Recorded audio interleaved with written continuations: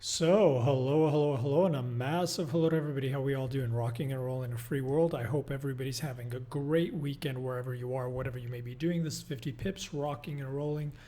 30th of June, 2019. No trade calls or recommendations are responsible for their own stuff. We're here for educational purposes only. So, what's happening, guys? Keep in mind, well, welcome to July trade as of tomorrow, right? But as we go into next week, what do we have to keep in mind? Well, we have to keep in mind that we'll have to see how the market's going to open. I'm recording this before the market opens, so it's hard to say exactly what's going to happen. I don't suspect to see any massive gaps, but we'll have to see. We'll discuss that in a second.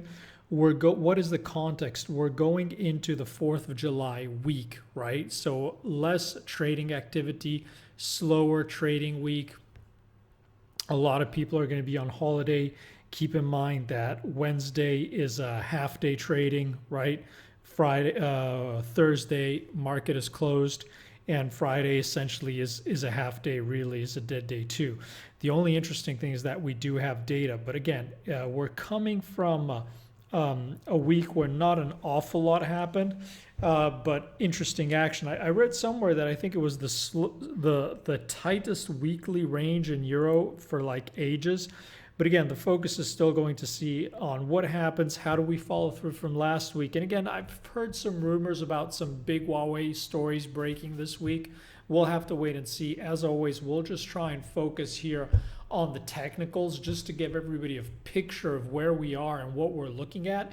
And then midweek, I will do an update to say, okay, what's changed, what's happened, maybe before midweek, maybe even tomorrow or Tuesday if we get some big gaps or something happen. If anybody has anything they want me to look at that I don't cover today, just email in and I'll do my best to cover it in a video, okay? So what was our base case on equities? We got a lot of flack on this, but essentially we said we expected from this move here, this everybody getting excited on the bearish engulfing. We said this is a BS bearish engulfers. We expect the 50 to hold, and we expect this to go higher. If it's going to fail, it's going to fail later. So our bullish call was good. Then what did we say? We said going into last week, we said when we closed like this on the previous Friday, we said this is not bullish, this is bearish.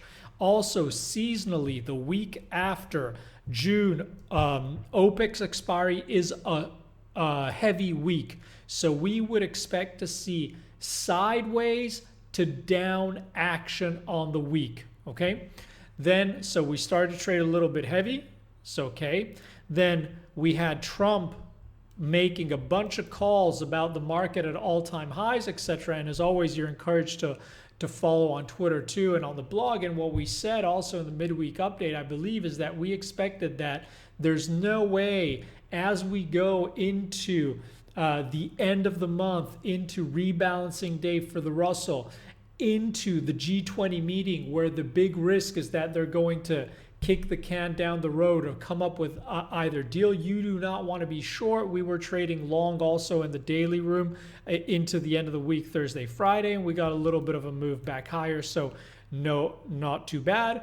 Then over the weekend, it looks like they've managed to kick the can down the road. So our expectation is a 100% in line. We expect to see a little bit of a gap up to print new highs. Okay, so that hasn't changed.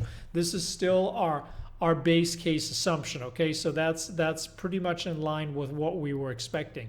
Now remember, to the upside, our targets, there's a lot of confluence here. Our base case is somewhere around the 30-30s if we gap up and we press aggressively, or possibly all the way into the 31 zone. Our base case remains that you have to let the market settle, and if something is going to, if we're going to get a sharp sell-off, a sustained sell-off, it will happen into mid-July when we start to get all those earnings, okay? So just before I forgot, let me go through this. We have a lot of data this week. We start with the manufacturing PMIs out of China. We've got all the PMIs out of Europe. We've got these OPEC meetings that are still going on. So there's going to be a lot of headline risk. And we've got the the PMIs out of the US too. And that's really important. So keep an eye on that. Then we've got the RBA with a rate decision, which is going to be very, very interesting to see what happens out of the RBA. We got services PMIs coming out. We've got trade balance out of China. And we've got on the semi-holiday, half-day kind of trade on Friday, we got a lot of employment data out of Canada and the non-farm payroll. So the big question is, are we going to see some kinds of outsized move on Friday because there will be less people trading, right? We'll have to wait and see. I mean, here, as I said, I think it all really boils down, not even to Trump. I think it all boils down to the Fed, right? Here, the market is still betting that the Fed is going to be accommodative, is going to continue to ease. And as long as the market believes the Fed has their back, and the market is likely going to press higher. We'll do another video if we have to talk about that, but here let's just focus on the technicals, right? So right here, if you remember, we had our assumptions on, you know, deal, BS deal, can kick, no deal, other, but still this is playing in line with what we said, sideways to up. So here, again, going into today, we expect markets to open up, and what's going to be interesting to see is if they hold a bid. Are we going to be faders? Do we want to short? Well, on the ES, will be interesting to short if we get a break above these previous highs and closes below. Will be interesting if we get a move into 1330s, failure. That's an area where we'd look to get short into the 31s. But at the moment, we're in no hurry to get short because our base case expectation is the market has to digest this. It'll be sideways to up. And if it fails hard, it'll be mid-July. We think anything before mid-July, before those earnings, are going to be tactical shorts, not strong, sustained swing shorts. Now, if you look at the Nasdaq here also, similar to what we discussed on the ES, you can see that it's still holding this move quite nicely, right? We have the retracement back into the front run of the fib from A to B. 7,000 holding, and right here we expect this to try and break higher, and if we get to short, we short it from a higher level. The extension targets here are very, very high. They're all the way into those 8400s. If you want to look at shorter targets, we'd fib this most recent move here from A to B, and that would give us just above the 8,000, right? Similar to those shorter ones on the ES. So I think here this 8,037, this is a good upside target if you're still long, if we break up and we get some traction.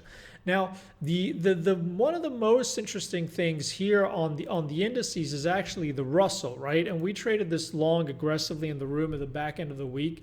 And here, remember what we said is as long as the Russell does not regain the 1600, there's a base case that you shouldn't buy the pumps on equities. But here the Russell is very strong. Now, is it very strong here because it was only rebalancing flows? And we have to say Friday and Thursday move is all down to rebalancing flows, and that's a BS move? Or is this really a strong technical pattern that is pointing for this to go back through the 1600? So this, I think the Russell is the key chart to keep an eye out for early in the week. Okay, what does that mean? The way I'll be looking at this, if we open this week and the market quickly undoes this rebalancing flow from Thursday and for Friday, my base case assumption would be, there's something very weak under the surface, and I will be a lot more interested in trying to be short equities across the board aggressively. If the market does not undo this at all, and the market holds bid and it goes through and you get a daily close above the 1600 on the Russell, I do not want to stay short in any way, shape, or form on equities because chances are we get that aggressive melt up we've been talking about. Okay? Now, it'll be interesting to see what happens. We still think that essentially here, we all thought the move in the bonds was a little bit overdone. And here, essentially, even if, if the market is going to say, okay, great, kick the can down the road, no fear, stocks higher, well, then maybe really the case for the Fed to cut is going to be even less interesting. And keep in mind, the market is pricing in 100% chance pretty much of the cut in July, but the market is really starting to price in 3-4 cuts. So there's a lot of room to move to the downside if the market has to reassess this. And I still think this is the biggest risk. I would not be surprised to see the bonds ultimately move higher. I would not be surprised to see the bonds try to take out these highs, even to just fake out a little bit. But if you're talking at where is the next 3 to 5% move coming on the bonds, I think it's down, not up, right? I'm talking about specifically ZN, but essentially if you look at this here, right? If this were to hold these highs and come all the way back even into just this previous high, that's not even the 50 back retracement from this low to highs. The 50 back is much lower. The 50 back is actually about 7%, right? But let's say to fill this gap, okay? Put it this way. Let's map it out this way. And you can do it. It's the same thing on the ZN or the ZBs. This is TLT. But look at it this way. This would be to move back and fill this kind of gap here, and you have this previous resistance that should act as support, right? So here, my base case is that the next 3 to 4% to the downside, the next 3 to 4% will come to the downside before we get it to the upside, right? So if you want to call it, you don't want to be so aggressive, you don't want to talk about 3%, let's do the same thing as with 324.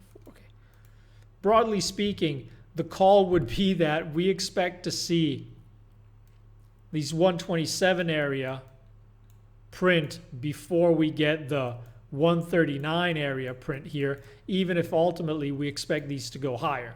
But right now we expect it makes more sense to see a little bit of a move to the downside. Now, what's happening on crude? This video might be a little bit longer because I want to just go through what we were talking about. Crude, remember our base case, this has been trading very, very technically. Remember, we still got those OPEC meetings, but our base case was short 62.50 for 55. It extended long weekly reversal of the 200 for a move back into the 2 moving averages done. Here, both trades played out nicely. Here, I would be flat. No position at all. Still be very cautious about what's going to happen here with Iran headline risk, but I think there is very little edge inside this range. The edge is shorting or for breakout players here, longing or for breakout players here. In any case, inside this range, we see no edge, and we wouldn't be surprised to see it chop around there for a long time. Now, what's happening on gold? As we said here, gold pretty much, we had a target for 1400 and 1450 in extension. It hit the extension target straight away. We were not expecting it to move this aggressively. What we said is, into that level, you look to get short. You don't look to get long. When you get a early Christmas present, you take it. You do not buy the highs. All those guys that have been buying the breakout are not sitting too pretty. I think the consensus view here is gold back below 1400, and everybody and their hamster and their pet goldfish want to buy gold back at 1350. What does that make me think? Maybe it goes straight higher, or we need to buy it at 1300. But in any case, I think there is not a lot to do here, right now. Clearly, from a bigger picture this week, or we'll have to do another update. But if we get a move back into 1300, I am a buyer. Okay, tactically this week below 1400, I'd be a buyer. Move below 1400, tactically, I'd be short for moves back into 1350.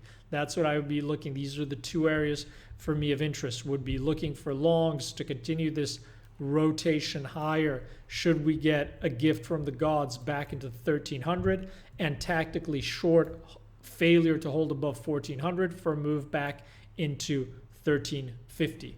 DXY still inside the range, no big surprise for us.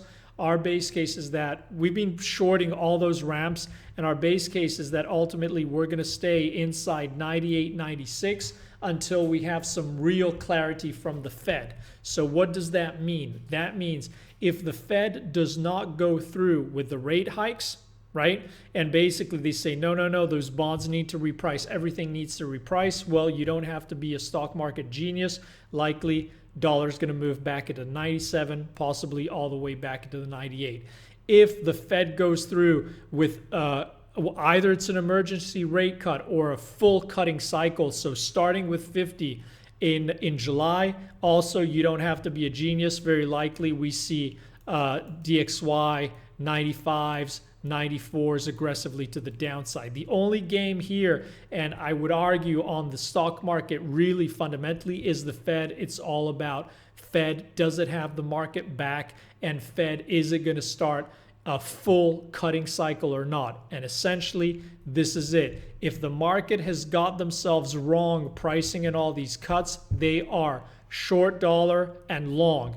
And this has to reprice higher very aggressively. If the Fed really goes ahead, usually they go more aggressively than people expect and longer than people expect. The USD has a lot of room to move to the downside. What does that mean in terms of some of the currency pairs? Well, essentially USDJPY, we have been short for a long time, and our base case assumption is that we still have to come back into the 95s. But as always, we don't like playing for straight moves. So in all the recent updates, we're saying get long on all this failure to hold below the 97 for a move back into 98, possibly squeeze, 107 for a move into the 108, possibly squeeze into the 109. And this is essentially the same trade as the bonds, right? Does this have to reprice a little or not? If it does, well, back into trend, into 50, back into the 109, right? If not, lower. But we still think the healthiest move or the nicest move would be if these all reprice a little and then we get the next leg lower, right? And also what that means, if you look at something, let's look at Aussie and Kiwi, because we've got the rate cut markets assuming that rate cut out of Australia, but essentially here, this is our favorite short structurally for the year. Remember, we had a lot of shorts trading here, short, short, short, short, all these shorts in trend. And here what we said, if anything, you're flat on the double bottom here, you're long at the reversal at the 68.50, and you're looking for a move back into the 070. That's done. Now, we're flat here. So the base case assumption here is what's going to happen with the RBA. Now, the big question is everybody's expecting a cut is how dovish are they going to be, right? That's the big question. Right now, I would suspect that this is going to be a little bit stuck inside the 200 DMA and the 100 and the 50 DMA. Now here, what you have to keep in mind is that even if the RBA is cuts, even if the RBA is dovish, but you have a stronger, risk on rally, right? A lot of less threat on China. China opens up. Things look better with China, US, etc. This is going to get a little bit of wind in its sails. So ideally, if you're still looking to get short here structurally, you would be begging for the market to gap up, for everything to stay bid, and to see this rally all the way into the 200 DMA and then get a failure to short it from a higher level. I don't have a position here. This, for me, is not cheap enough to buy. It's not expensive enough to sell. The areas of interest are 200 and the 50. Right here, it's very choppy. Gun to the head, I'd probably want to be short, but I don't have a position here. I'd love to get a chance maybe to get short into that 200. And on NZD/USD, you see here the same thing. The central bank was just not as dovish as people thought. And here we're looking for the move back into the 67s and then reassess shorts. As we've been discussing in the weekly webinar also here is when you see this kind of action, look at this. There are all positive daily closes, one after the other, one after the other. And people get caught here because they say, oh, 3 in a row hasn't happened for a long time. I need to get short. 4 hasn't happened. 5 hasn't happened. 6, 7, they keep on getting in trouble. Here, it's just the market that is extremely short COT position is extremely short, and here it's all these shorts covering and getting squeezed. So until the squeeze is done, it's finished. So when you see this kind of pattern, you have to expect the market to go for max pain, and what's max pain is to take out the trend players, right? Take out here. It starts to move higher above the 50. Well, it's got to take up these stops, and you know there are a lot of people hovering stops above the 100 and the 200. It has to clear everything. So here for me, the real nice short would be much higher up, or if we see a move right back down here, if you get a daily close back below the 200 DMA, back below the 100 DMA here with a very ugly close, that would be a nice short. But I'm in no hurry here. I want to see how the market opens up. I want to see how the market settles this week. I understand that the market, essentially, this is a holiday week despite a lot of data. So it's a week where I do not want to have too many positions on. I do not want to have too much risk on. I don't want to have a trading book that is heavy. I want to be nimble. I want to have some exposure if something nice sets up, but I want to be flexible, and I don't want to get stopped out with tight stops in a holiday week where not a lot of people are going to be around. So the thin liquidity is going to mean that all the tight stops are going to be easily hit. If you're trading, you trade smaller size and wider stops. If not, you wait until the following week, okay? Hope everybody has an awesome one. Let me know if there's anything anybody wants me to discuss. If anything big happens, I'll send out another update. Have an awesome one. Bye-bye, guys.